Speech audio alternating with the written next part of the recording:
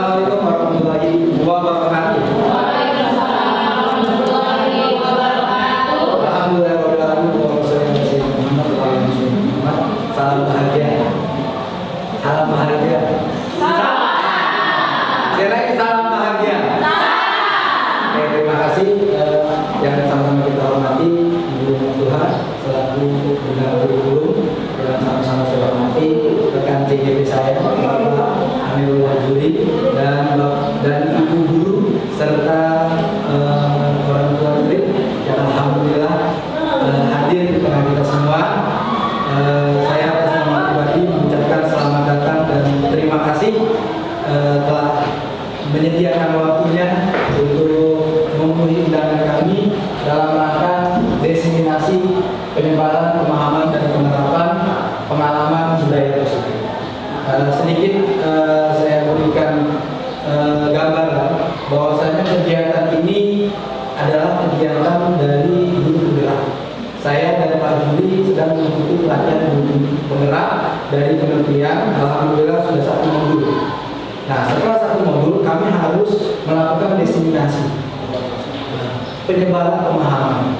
Nah, nanti di sini kita bukan mau ngajarin, tapi kita hanya sharing, berbagi apa yang kami dapatkan. Nanti ibu-ibu kalaupun mau bertanya atau kita ada masukan dan lain sebagainya, kami sangat welcome, kami sangat berterima karena ini akan menjadi evaluasi bagi kami berdua. Dan selanjutnya mari kita awali kegiatan diseminasi pada siang hari ini dengan membaca doa. Bagi yang beragama Islam kita baca surat Al-Fatihah, bagi yang beragama lain silakan menurut agama dan kepercayaan masing-masing. Berdoa dimulai.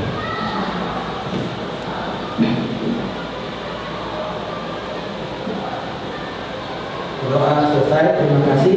Selanjutnya adalah sambutan atas nama mewakili SDN Pancoran 07 pagi yang dalam hal ini insya Allah akan disampaikan oleh bagian kurikulum. Biar ibu juga tahu kurikulumnya siapa sih di 07 gitu ya. Nah, kurikulum di SDN Pancoran 07 adalah Ibu Mabduha, MPD kepada Ibu Mabduha. Kami silakan dengan segala. Silakan. Ya, terima kasih. Gimana Pak? Di sini. Oh, iya. Luar biasa. Ya, Assalamualaikum warahmatullahi wabarakatuh. Sebelumnya terima kasih atas kesempatannya. Saya diundang sebagai guru. Sebelumnya yang terhormat Bapak Gojali dan Ahmad Gojali dan juga Bapak Muhammad Amirul Wajuri selaku CGP Angkatan 10, yang terhormat kepada Bapak dan Ibu guru serta para orang tua murid. Mungkin yang ingin saya sampaikan sedikit, luar biasa ya guru SD Pancoran 07 pagi. Ada yang masuk ya 2 orang guru sebagai CGP. Di sini saya diundang terkait tentang diseminasi penyebaran pemahaman dan penerapan pengalaman budaya positif.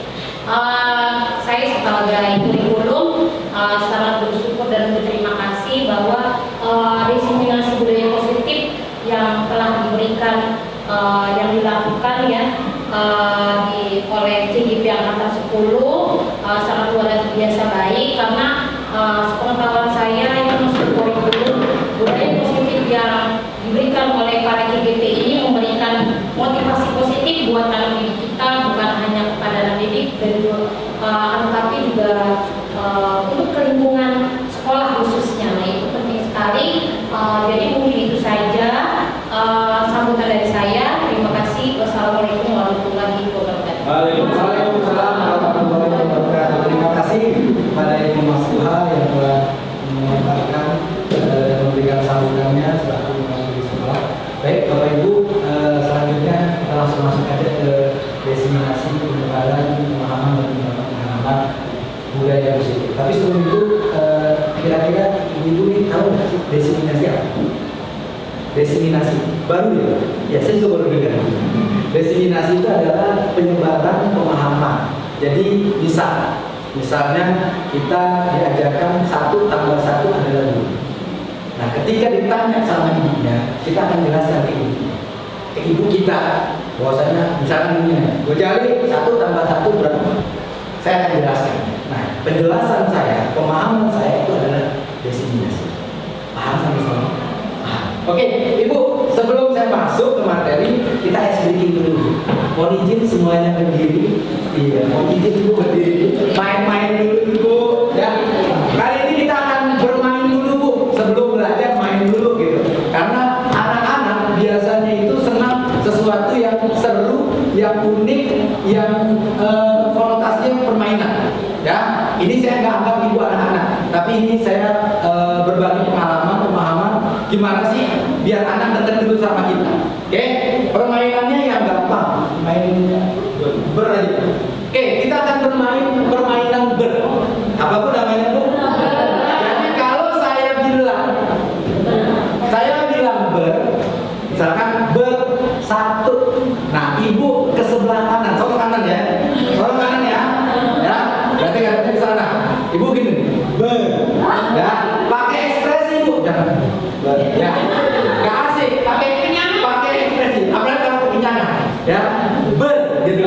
Jadi keluarkan ekspresinya. Kalau saya bilang berdua, ber, ya. Kiri, kanan, kiri. Oke? Nah ini Bu yang serunya. Kalau saya bilang bertiga, gimana Bu? Ber, saling berhadapan. Oke? Ber juga. Ber. Jadi ini ke sana, ya. Saling berhadapan kan masuk ya. Ini kedua. Oke, saling berhadapan. Oke? Saya maju ini. Saya contoh. Ber, 1. Ber.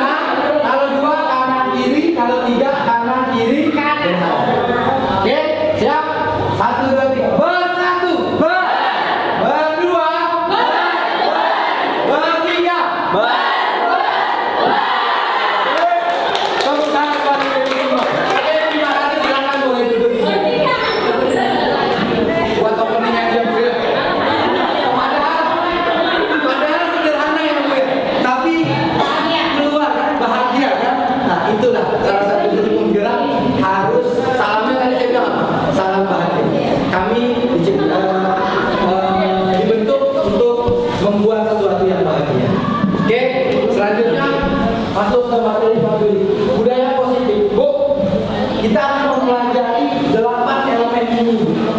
Banyak ya, tapi tenang dulu saya dikasih. Ya, inti-intinya poin-poin pentingnya saja. Ada perubahan paradigma belajar, ada disiplin positif, nilai-nilai kebajikan, kebutuhan dasar manusia. Itu bagian 15 kali. Nanti yang bawah bagian 15. Ya, saya udah bagi-bagi. Oke, sebelum itu Bu, budaya positif. Saya ingat waktu saya kuliah, kebetulan saya pernah kuliah. Ada mata kuliah neuristik itu, ya. Nah, kamu udah nih? Saya kan bahasa Inggrisnya tentang bahasa. Bahasa itu juga banyak. Ada bahasa tubuh, ada bahasa lisan, ada bahasa gerak, ada bahasa pikiran dan lain sebagainya. Nah, kadang-kadang ini yang pentingnya. Kadang-kadang kita mau mengeluarkan sesuatu itu tahu, kata artinya itu tahu, tapi mau mengungkapkan itu susah.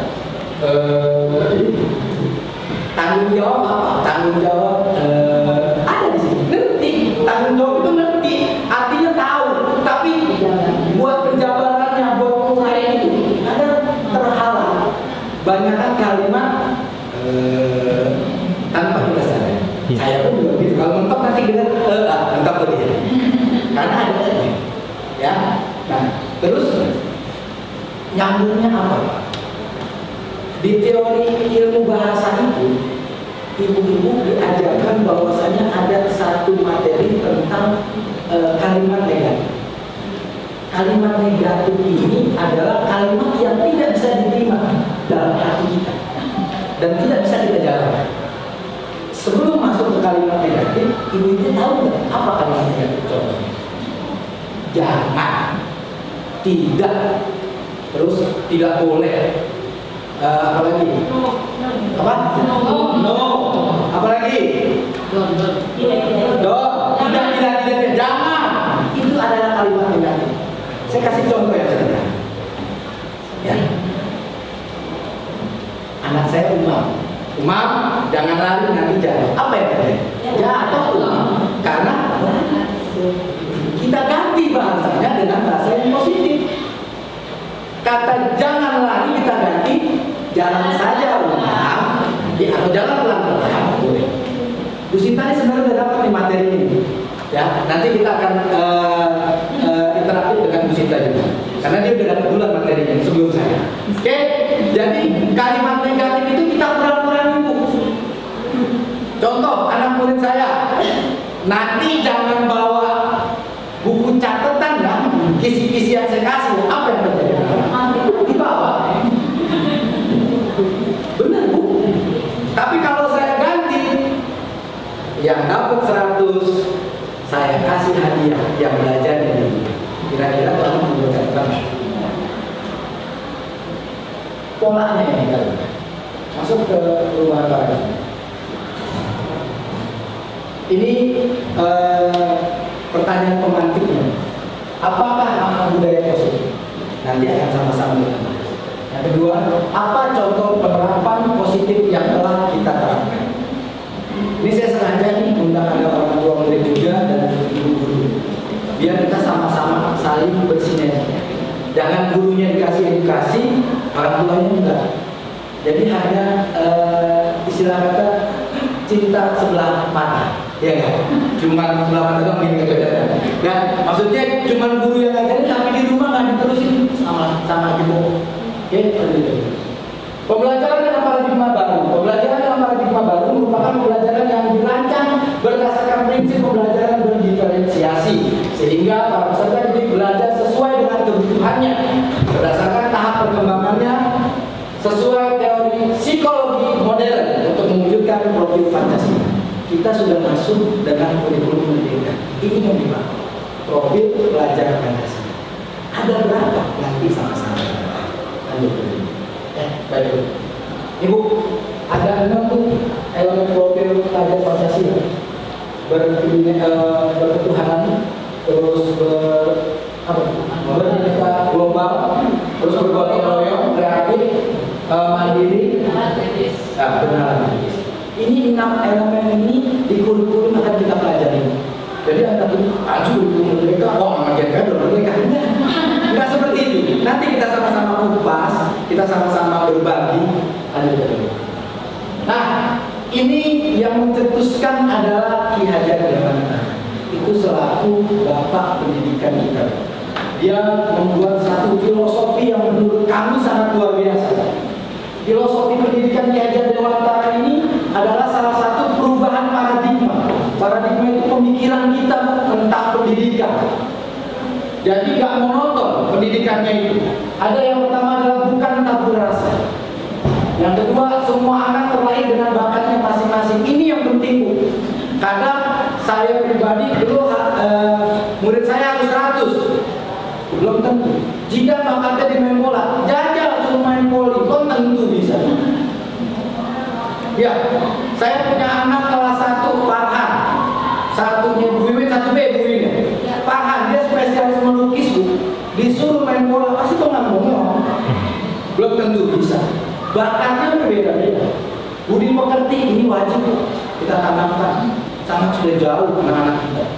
Selanjutnya tugas guru menuntun bakat tersebut agar tumbuh dengan selamat dan bahagia. Jadi kita akan gali, guru-gurunya akan mencoba menggali apa sih potensinya. Makanya saya sering sharing sama anak murid saya tanya, emang kamu biang apa sih? Saya tanya, saya lihat status rumah ini kebetulan ada Jidan dan bola. Saya tanya, Jidan memang kemarin kamu lomba? Iya Pak, saya juara. Ya emang bakatnya di sini. Besok ke 2SN jangan daftar sebelumnya kecemplung. Yang ada futsal daftarin karena sesuai dengan bakat. Selanjutnya guru ibarat petani Nanti kita akan bahas bagian kedua. Kodrat alam dan kodrat zaman. Maksudnya apa? Pembelajaran itu fleksibel. Jangan metode kuno masih kita bawa. Kalau zaman sekarang zaman gadget, kita ikutin gadget. Ini termasuk zaman-zaman sudah 4.0, menggunakan proyektor, pakai slide dan lain sebagainya. Selanjutnya, masih main komputer, berpihak pada anak. Maksudnya apa? Memberikan peluang, memberikan kesempatan anak untuk berkembang dan mengungkapkan apa yang dia inginkan. Karena nggak usah anak kita aja mau apa yang kita inginkan itu terwujud. Itu ya, kami peduli. Oke, perubahan paradigma. Untuk membangun budaya yang positif, sekolah perlu menyediakan lingkungan yang positif. Ya, ini PR bagi kami. Aman dan nyaman agar murid-murid mampu berpikir, bertindak, dan menciptakan dengan merdeka, mandiri, dan bertanggung jawab. 2. Lazimnya disiplin dikaitkan dengan kontrol. Dalam hal ini kontrol guru dalam menghadapi murid. Lanjut Pak Juri. Nah, Bu, tentang paradigma yang akan kita pelajari 2 sistem ini. Ada stimulus respon dan ada teori.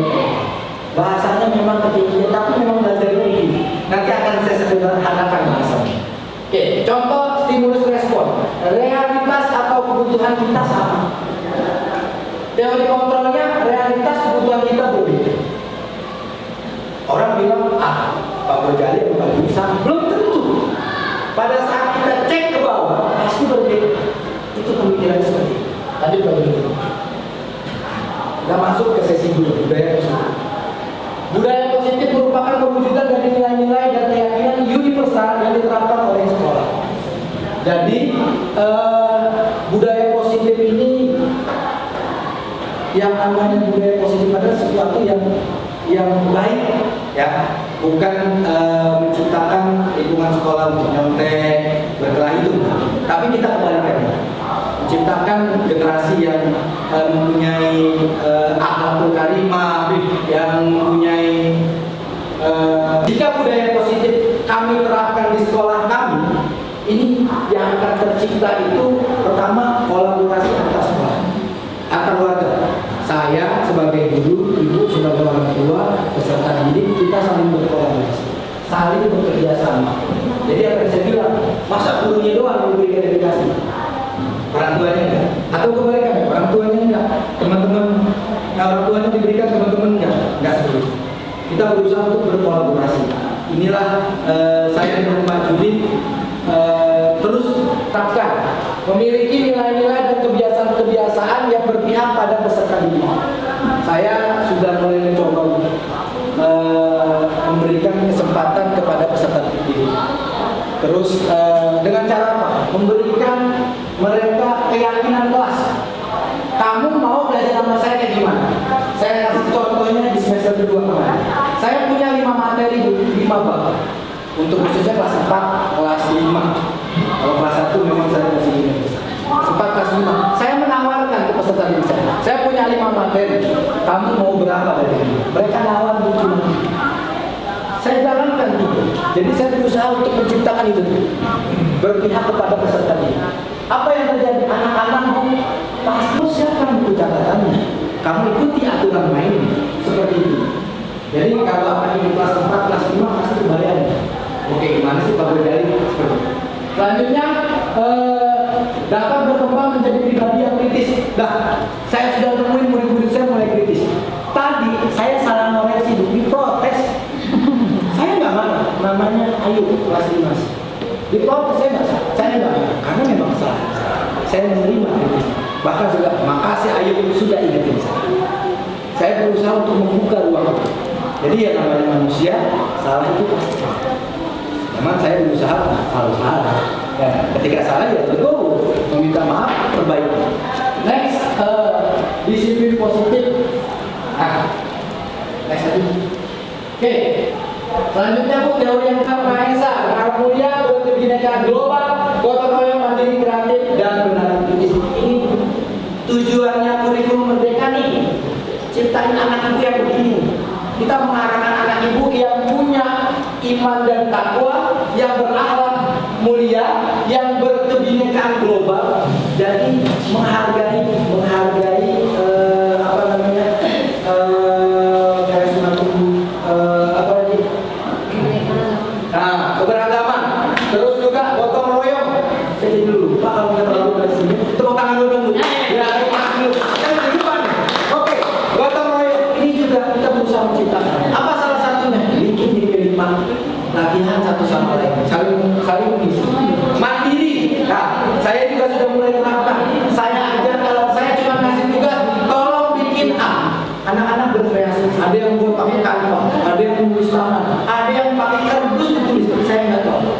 Karena saya berusaha untuk menciptakan dia biar mandiri, biar dia bisa berpikir cepat. Dan yang terakhir benar ini yang paling penting. Indonesia kurangnya orang-orang kritis. Ya, jadi saya dan Pak Juri berusaha untuk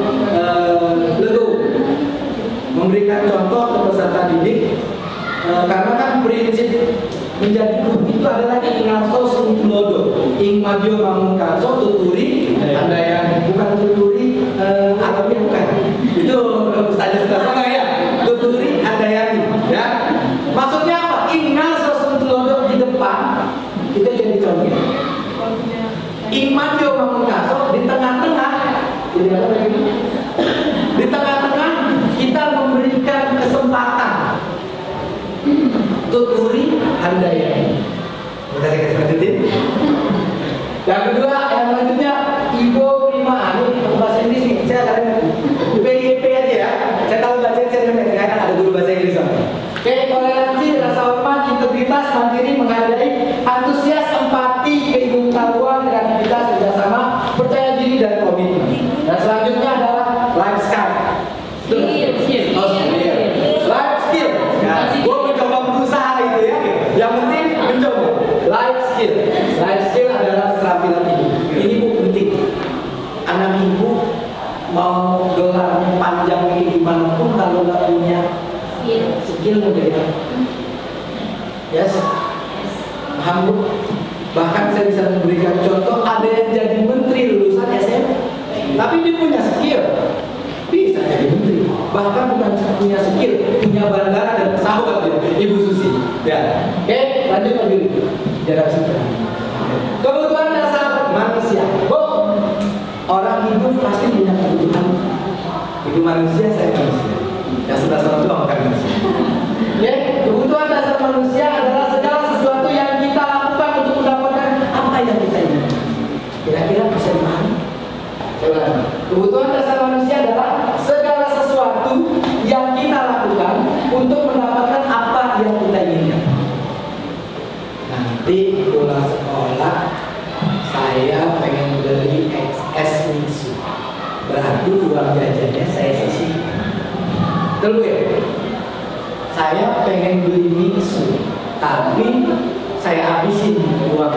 Kira-kira saya ke tukang mixu dapat nggak? Dapat bu. Ada Pak Bojan di situ juga ya, ada Pak Bojan. Nggak dapat begitu ya. Seluruh tindakan yang kita lakukan memiliki tujuan tertentu. Udah pasti kalau kita punya planning, sudah pasti ada tujuan. Saya kasih analogi yang sederhana. Ketika bulan puasa, tujuan orang ke Tanah Abang adalah kira-kira ada yang ke Tanah Abang, ada yang belanja nggak? Ada, mampir ke rumah Bojari. Betulan saya main di Tanah Abang. Terus tujuan semua usaha terbaik yang kita lakukan adalah dalam rangka agar kebutuhan dasar kita terpenuhi dengan baik. Jadi kebutuhan ini adalah suatu keinginan kita biar terpenuhi. Oke, Bu, biar kebagian. Setelah ini akan menjelaskan kepada rekan saya, rekan JGP saya, Bapak Muhammad.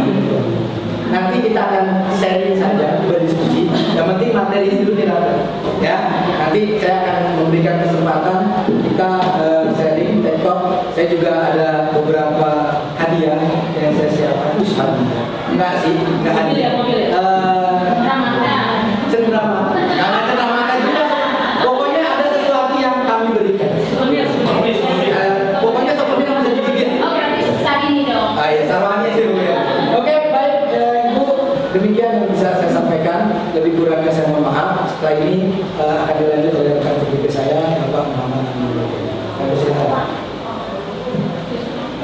Bismillahirrahmanirrahim. Assalamualaikum warahmatullahi wabarakatuh. Antum boleh ya?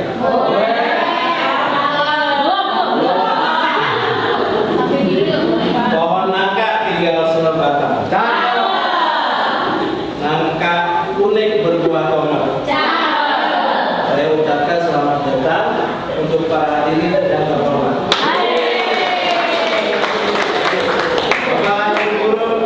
Tetap semangat ya. Sebelum mulai materinya, saya mau kayak Pak Budari ada sedikit.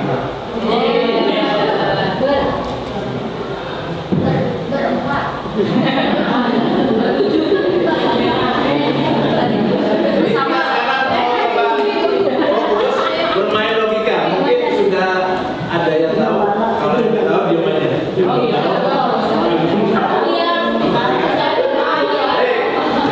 Kita main logika, kata kuncinya sama dengan.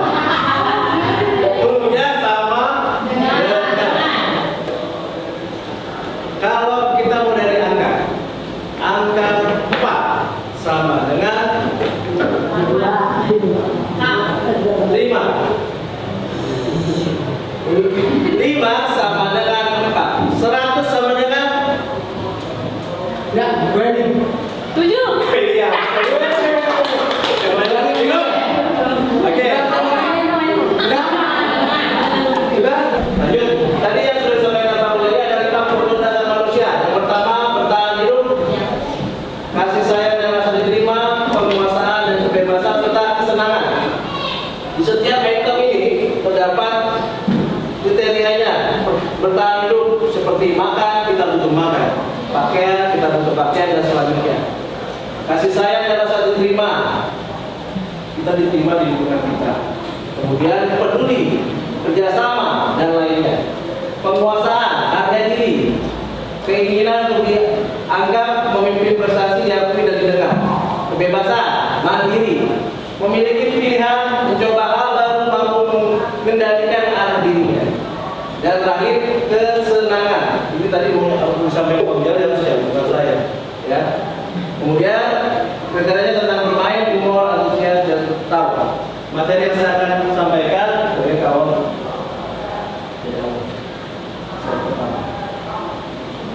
ya, ini tentang motivasi, posisi kontrol guru, keyakinan kelas, segitiga diskusi. Sebenarnya ini bahan untuk guru. Ya, tapi tetap saya sampaikan karena saya orang murid, paling enggak membuka dapur guru. Rasanya ya, bukan dapur guru. Jadi penanganan ketika siswa itu melakukan kesalahan di penanganan guru seperti apa. Begitu juga nanti kita kembalikan lagi ke rumah. Ketika anak itu salah, kita harus bagaimana. Baik, lanjut dulu. Masuk ke motivasi. Motivasi terbagi dari 2, yaitu motivasi ekstrinsik dan motivasi intrinsik. Maksudnya apa, Pak? Maksudnya motivasi intrinsik itu untuk menghindari ketidaknyamanan dan hukuman. Contoh, ketika anak kita telat sekolah, ya datangnya telat nih, terus pasti kan kena teguran sama guru. Kemudian bagaimana menyikapinya supaya anak itu tidak telat. Kemudian untuk mendapatkan imbalan. Jadi ada 2 konteksnya di sini terkait dengan motivasi. Motivasi kan dorongan anak. Kenapa sih anak itu telat ketika dia berangkat atau datang di sekolah? Alasannya kenapa? Kita pertanyakan. Jangan sampai kita sebagai pendidik menjadi penghukum. Kamu telat tuh, telat terus. Catatannya banyak nih, nama kamu terus nih, gitu kan? Nah itu nanti ada kriterianya. Gurunya sebagai apa? Sebagai pemantau, penghukum, apa sebagai manajer. Kemudian motivasi intrinsik untuk menjadi orang yang menerima ilmu, menginginkan menghargai diri dengan nilai-nilai yang mereka percaya. Contohnya seperti ini pengertiannya. Ketika anak kita puasa, saya kebetulan kan guru agama, ya, puasa, anak seusia kelas 1 sampai kelas 4 mungkin masih belum paham, masih meraba-raba, ya. Pak, puasa buat apa sih, Pak? Pak, puasa itu kan buat nahan lapar doang, Pak. Pak, kalau puasa itu harus ini Pak ya. Banyak pertanyaan-pertanyaan yang menggali motivasi dia untuk bertanya. Tapi konteksnya di sini motivasi dia ketika orang tuanya nih di rumah. Nah, kamu kalau puasanya full dapat 50.000. Itu kan sebagai motivasi. 50.000 walaupun nilainya kecil bagi kita sebagai orang tua. Mungkin bagi anak, gede juga. Aku harus puasa nih. Kemudian saya juga kasih agenda Ramadan kan harus diisi kan, mungkin harus saya cek. Jadi motivasi itu sih dari dirinya sendiri. Tapi motivasi intrinsik itu dari lingkungan keluarga, lingkungan dia bergaul, dan lingkungan sekolah. Nah, jadi ketika tadi saya dengan Pak Guru menyampaikan, jadi anak itu ketika datang ke sekolah mendapat ilmu nih, dia nanti pas pulang ditanya sama ibu orang tuanya, tadi belajar apa belajarnya ini, berarti anak itu masuk nih ilmunya. Tapi ketika ditanya, tadi belajar apa di sekolah? Nggak tahu. Pernah nggak ibu-ibu atau bapak-bapak bertanya kepada anaknya ketika sampai rumah? Apa anaknya cuma Assalamualaikum? Main lagi kan? Pernah nggak dicek bukunya? Pernah nggak dia belajar? Jadi motivasi itu yang kita coba tumbuhkan. Nanti ada video bagaimana cara penanganan ketika kita sebagai guru, ada 5 kontrol guru sebagai guru.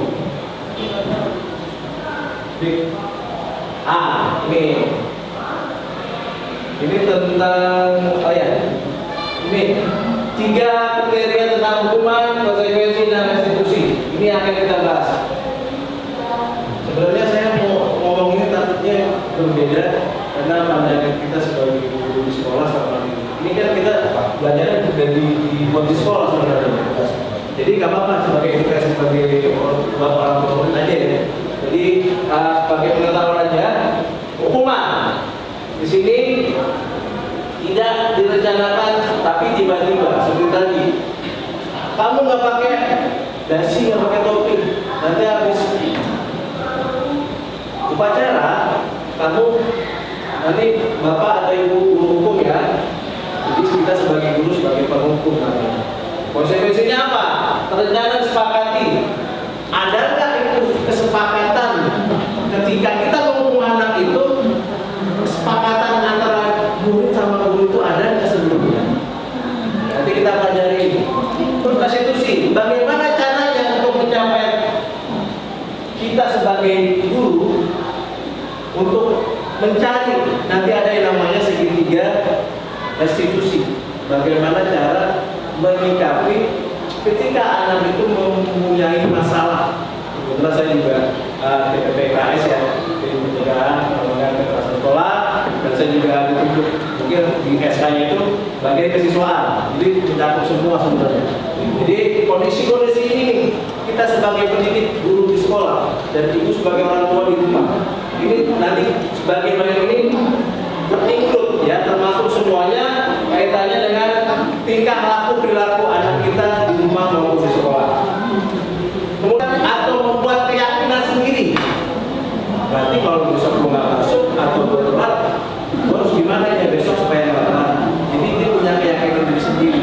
Walaupun di sekolah itu peraturannya sekarang kan memang banyak tuh di dekat tangga tuh spanduk. Apakah anak-anak baca tuh? Jadi peraturan itu jangan aneh-aneh, jangan yang muluk-muluk. Paling tidak peraturan itu dibuat sesimpel mungkin lah supaya anak-anak itu bisa menjalankannya. Oke, ini posisi kita sebagai guru, kontrol guru. Paham? Kalau nanti ada ribet R-nya itu dapat buat dibaca. Ya. Kemudian ada 5. Pertama penghukum, kedua pembuat masa bersalah, sebagai teman, ketiga pemantau, dan sebagai manajer. Sekarang saya mau tanya, posisi ibu guru dan orang tua murid, posisinya di sebelah mana? Manajernya. Aku lupa. Ini penghukum, pembuat salah, teman, pemantau, atau manajer. Yang pernah dialami dari kemarin-kemarin ya sampai sekarang. Manajer. Oke, ada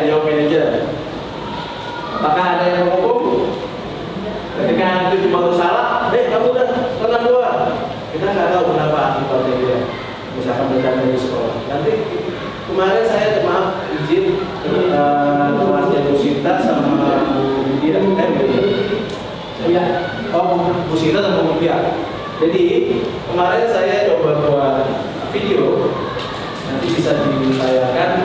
Ketika video itu ada kasus di mana anak itu sedang bercanda, tetapi saya sebagai pemukul nih, walaupun dalam kondisi aslinya saya nggak pernah memukul. Nanti saya tanyakan dulu, karena nanti saya panggil, jangan sampai kita memarahi anak itu di depan anak-anak lainnya.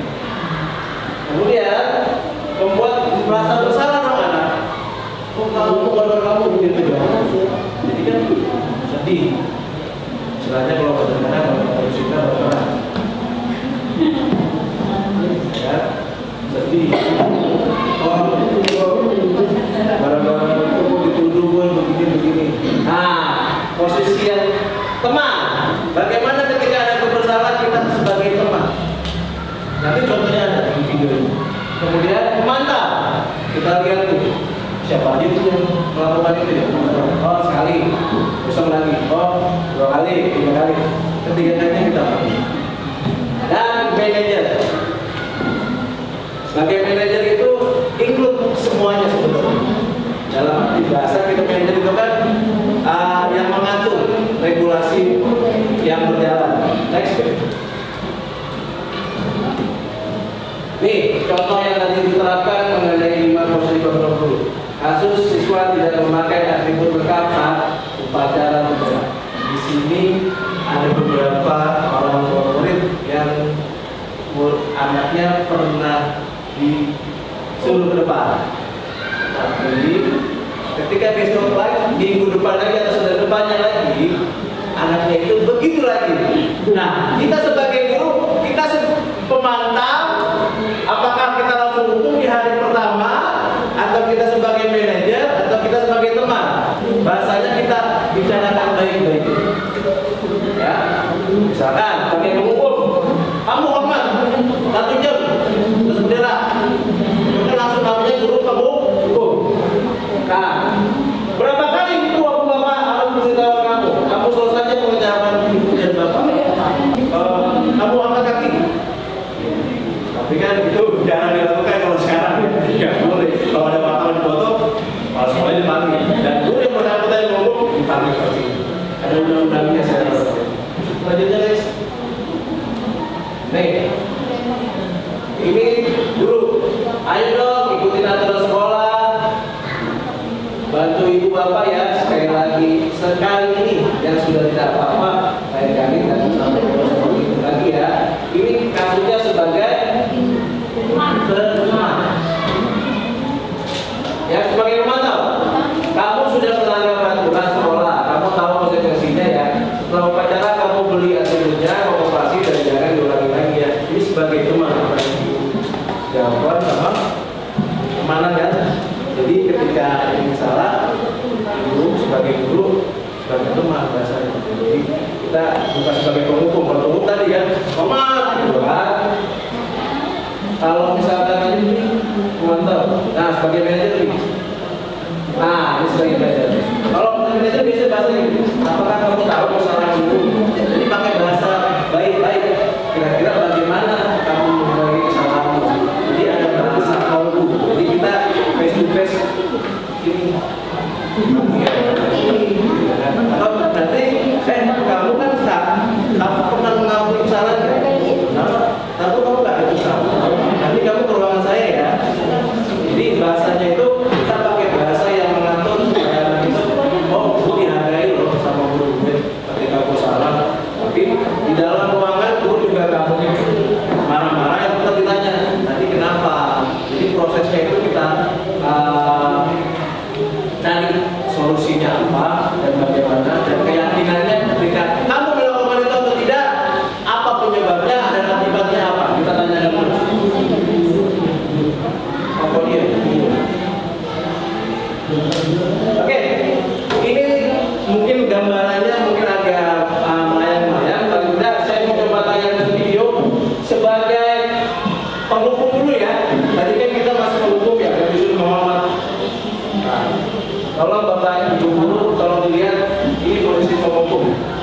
kita sebagai guru.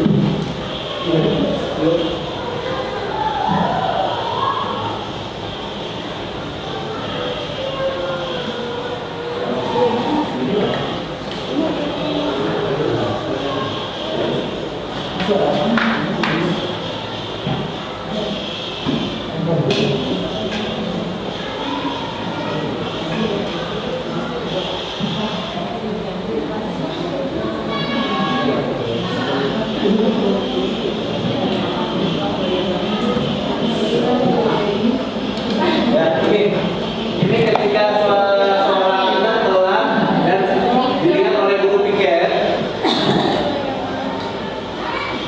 namanya Naren. Sini kamu. Gurunya galak nih. Aku lagi. Kamu apa?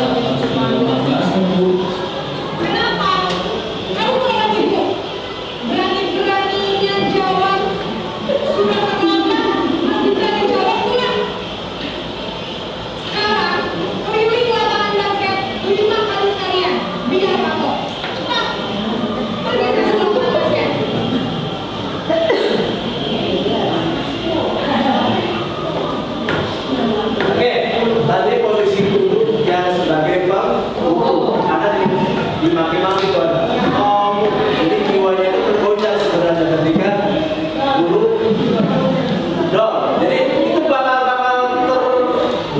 teringat sampai nanti dia tua. Terus ketika ketemu gurunya malah dia ada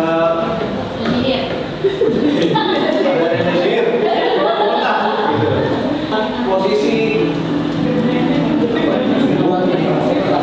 ya.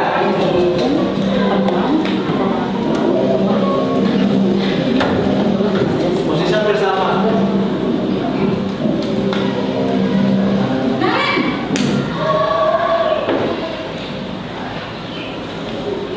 Selamat pagi, Bu. Naren, kamu kenapa terlambat lagi, Nak? Ya Tuhan, Naren, kamu senang ya bikin ibu susah ya? Kalau kamu terlambat lagi, nanti itu yang ditegur bapak kepala sekolah, Nak. Disangka ibu tidak bisa membina kamu. Duh, gimana ini? Maaf, Bu. Gusti Naren, kamu suka ya kalau ibu ditegur bapak kepala sekolah? Terus, sekarang ibu harus tulis apa ini di buku absen? Ini kamu tulisnya terlambat loh. Ibu harus apa coba? Maaf, Bu. Maaf sekali. Ya sudah, lain kali jangan bikin ibu susah lagi ya, Nak ya. Ibu tidak apa-apa lagi kalau kamu gini terus. Bisa jatuhan kalau ibu ditegur bapak kepala sekolah. Maaf ya, Bu. Maaf sekali. Oke, itu posisinya tentang membuat merasa bersalah. Jadi si murid itu selalu ketika dia telat, dia selalu minta maaf. Merasa dirinya memang bersalah, dan dia mengaku kesalahannya. Kemudian ada lagi 3 video lagi tentang pemantau monitor atau memantau monitor ketika anak itu telat atau melakukan sesuatu hal ini setiap sudut. Sekarang kita sudah CCTV. Ya.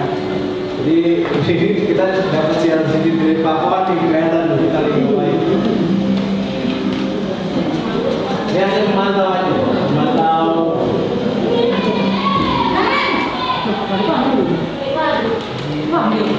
Lagi.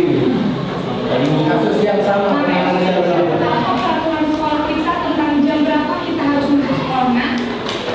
Kita harus di sekolah jam 7. Iya betul. Sekarang sudah jam 7. Kalian sudah tahu konsekuensinya jika terlambat lagi. Paham, Bu?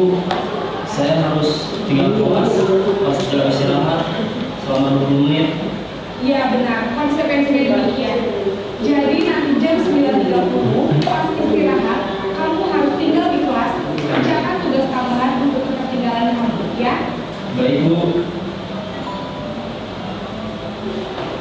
Ya, memantau ini posisinya memantau, jadi melihat si siswa atau anak muridnya atau anak didiknya itu beberapa kali melakukan keterlambatan dalam sekolah.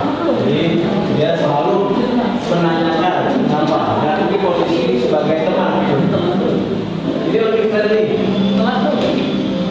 Tetap settingan video awalnya tetap Naren bukan.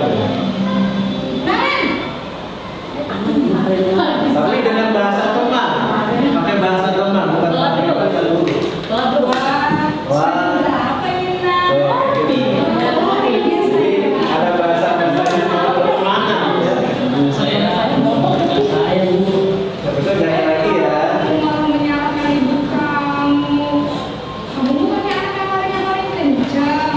Kok terlambat sih? Iya Bu, saya memang semangat banget tadi. Jadi biar saya lagi kencang, tetap berlangsung kencang Bu. Ya sudah sekarang nanti lain kali lainnya lebih kencang lagi ya. Biar gak terlambat lagi. Bikin seneng ibu demi ibu. Bisa kan? Bisa Bu. Ya sudah sekarang masuk kelas. Ibu beresin urusan absen kamu. Kamu ini ada-ada saja. Oke, nanti ada kesimpulannya ya. Mungkin langsung posisi sebagai manajer.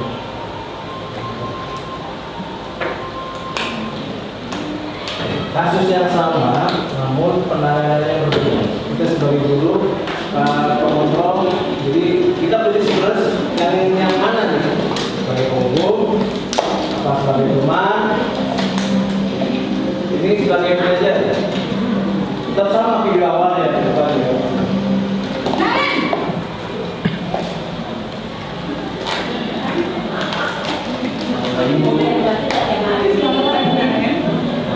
Maaf Bu, saya terlambat.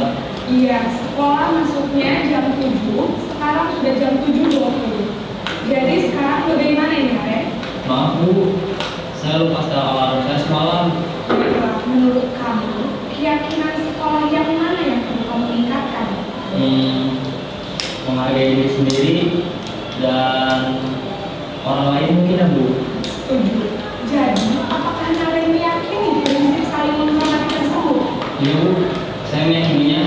Apakah kalian bersedia memperbaiki masalah keterlambatan ini? Bersedia Bu.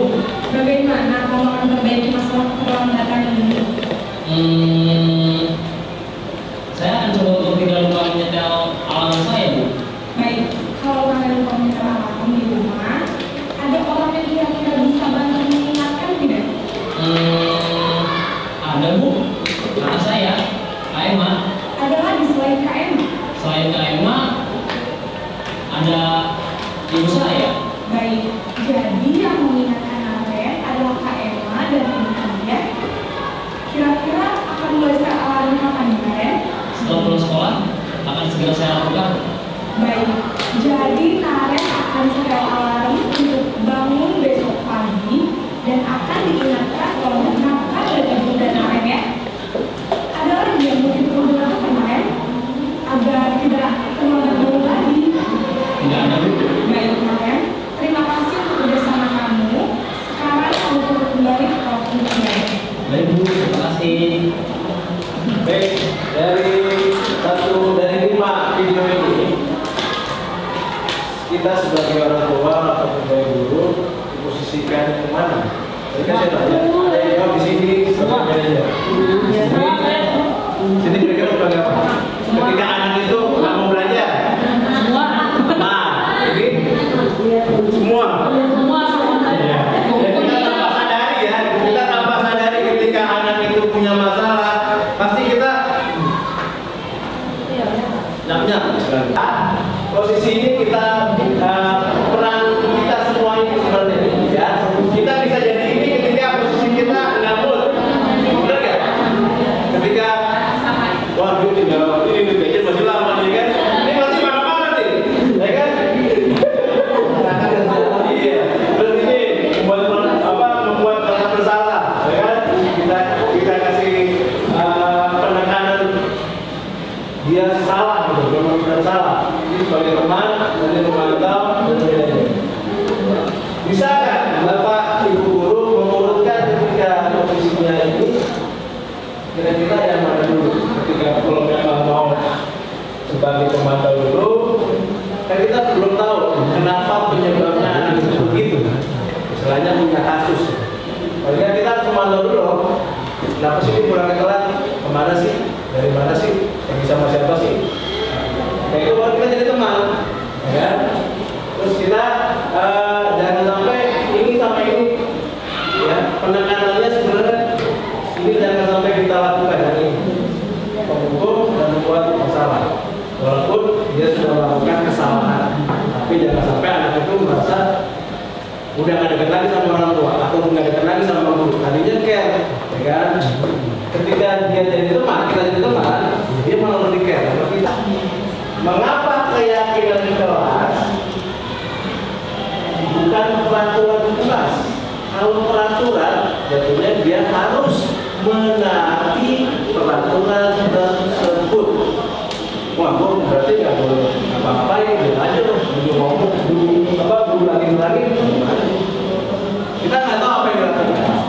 Tapi kalau keyakinan jelas itu, aku yakin gue lakukan ini, gue enjoy belajar gue.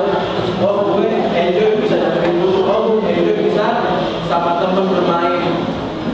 Jadi, kaitannya dengan kegiatan ini, kita kembalikan lagi ke anak, tapi anak itu harus tahu juga konsekuensinya apa ketika dia melakukan itu.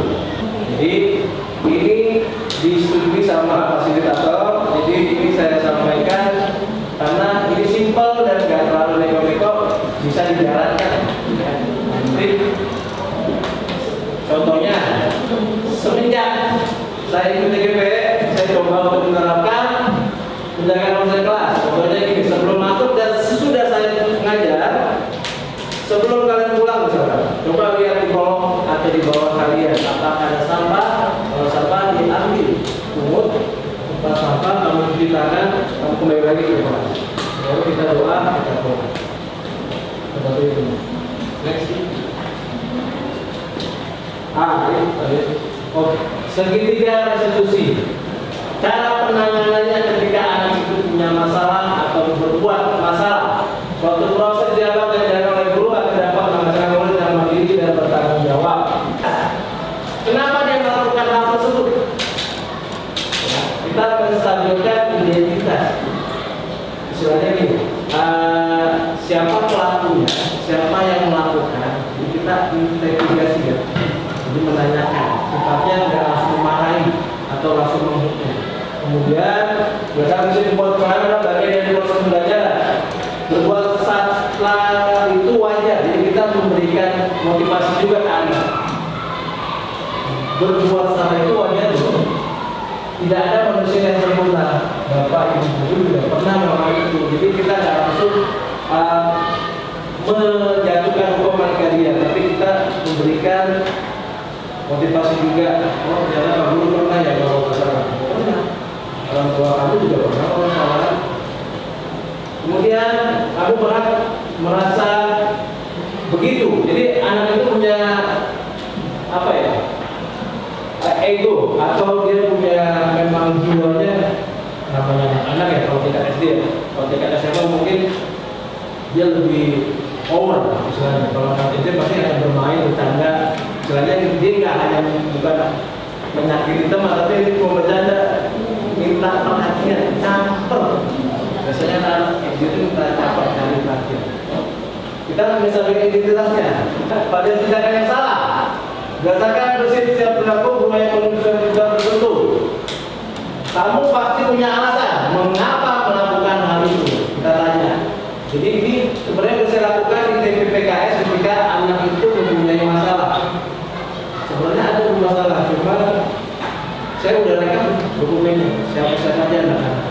Saya juga sebagai tim pemantau. Ketika anak itu ada aduan dari wali kelas, dari temannya, saya verifikasi dulu, baru saya panggil. Saya catat namanya, saya cari alasannya, kemudian harus tanda tangan. Ketika melaporkan lagi, kamu akibatnya itu. Jadi selama ini ketika anak itu bermasalah, saya tanya lagi apa temannya, ini ngomong lagi ya, kenapa? Oh, berarti dia ada perubahan. Ibu berdiri, karena kita tetap nyamuk. Iya. Ketika ada kata nyamuk, ibu tepuk dan nanti akan ada hadir.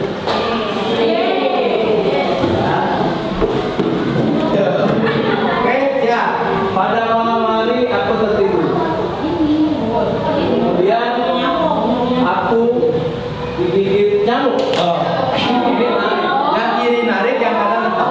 Jadi kalau ada nyamuk, berarti harus ditarik, yang kanan ditempel. Oke, nanti ada wasitnya. Oke, katakan ada narasinya. Oke, jam kiri kanan kebetulan. Kemarin aku pergi ke rumah paman. Di rumah paman aku main di kebun. Di sana banyak sekali. Belum.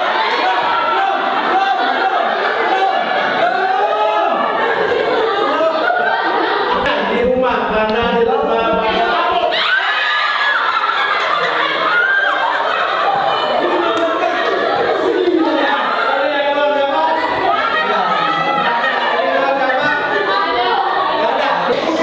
Hari itu adalah hari Rabu, di mana ibu-ibu pengurus RT mengadakan jengking nyamuk.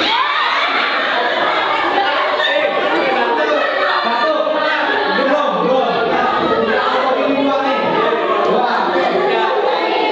Ibu-ibu pengurus RT dan sampai oke, lakukan jengking nyamuk. Belum.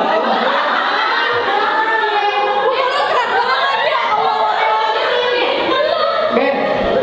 Namun ketika ditelusuri setiap rumah, ternyata tidak ada jengking apapun. Namun ketika berada di latar rumah ada nyamuk. Oke, ayo main di rumah depannya. Ayo, biar ya. Ayo, ada tempat. Ada tempat yang banyak nyamuknya. Oke, angkatan 10.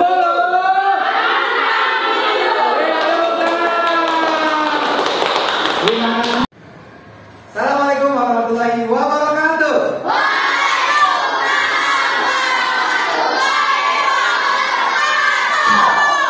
Salam olahraga. Lupa ya. Salam olahraga. Amin. Nah, hari ini saya datang ke kelas kalian ingin membuat sebuah kesepakatan kelas atau keyakinan kelas. Apa sih kesepakatan dan keyakinan kelas? Kesepakatan dan keyakinan kelas adalah sesuatu yang kalian bikin sendiri, yang kalian inginkan untuk mendapatkan kelas yang kalian bayarkan dan idamkan, atau yang membuat kalian nyaman di dalam kelas. Apa saja Pak? Misal saya pengen kelas 5C ini semuanya datanya tepat waktu. Nanti kalian masukkan. Namanya keyakinan dan konsekuensi. Jadi nanti saya akan membagikan kalian sebuah kertas catatan. Ada yang berwarna hijau dan berwarna orange. Untuk yang hijau, kalian tulis keyakinan apa yang kalian inginkan. Oke? Saya ulangi. Yang hijau, kalian tulis keyakinan apa yang ingin kalian tuliskan di sini. Saya pengen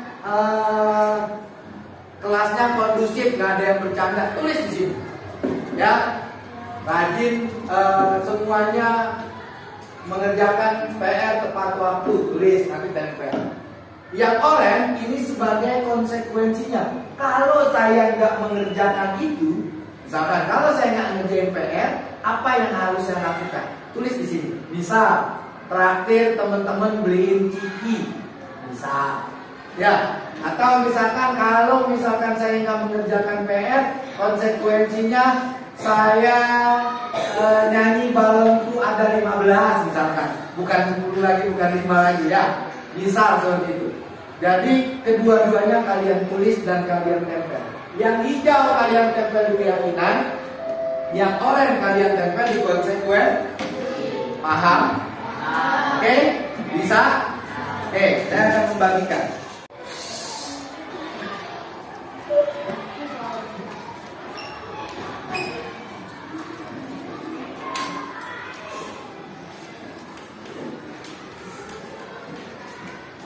Yang lain sudah? Oke, kalau sudah kalian boleh sambil mengisi. Silakan untuk mengisi, ayo diisi dulu diisi. Ya, yang hijau itu sebagai keyakinan kelas kalian. Yang orange itu sebagai konsekuensinya. Silakan ditulis. Ya, ditulis. Tulis. Ya. Oke, sudah dipikirkan? Kalau yang sudah satu persatu silakan boleh ditempel. Sebelah sini keyakinan warnanya hijau dan konsekuensi warnanya oranye. Ayo kami persilakan. Yuk, saya persilakan yang sudah boleh bergantian. Jangan untuk bergantian satu-satu. Ayo. Ya, silakan tembak. Tempel hijau. Yang oranye di sini. Gantian. Satu-satu. Sabar. Agak ditekan sedikit ya. Ya. Saya bantu, sip, geser, sudah geser. Sini orange, situ hijau. Ya, yang sudah langsung duduk nak. Yang sudah langsung duduk. Oke. Sudah silakan duduk. Yang sudah boleh duduk. Yo, yang sudah boleh duduk, bergantian saya. Bergantian nah, ayo. Ya nggak apa-apa. Nanti bisa.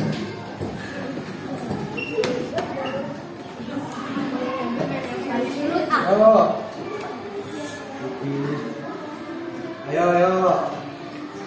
Sudah, yang sudah silakan duduk. Tepuk tangan buat kita semua. Oke, nak.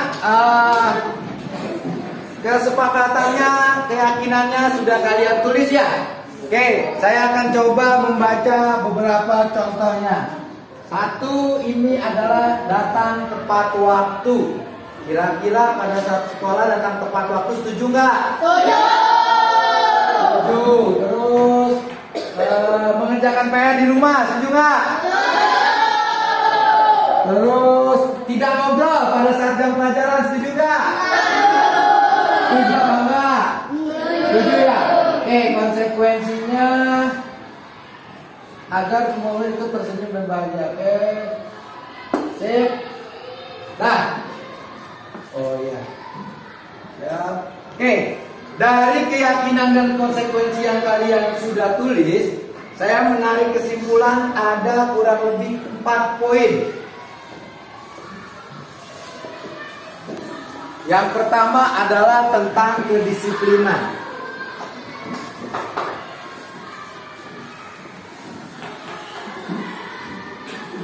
Ya, yang kedua tentang tanggung jawab.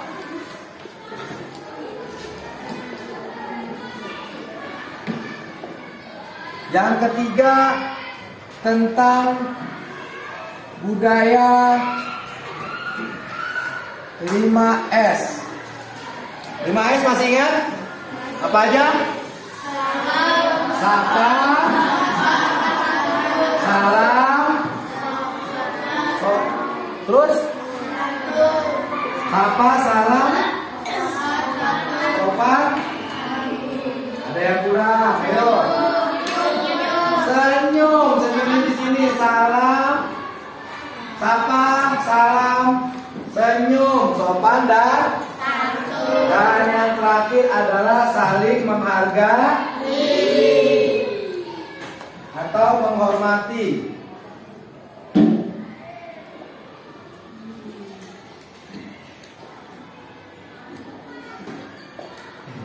Saling menghargai atau menghormati. Oke?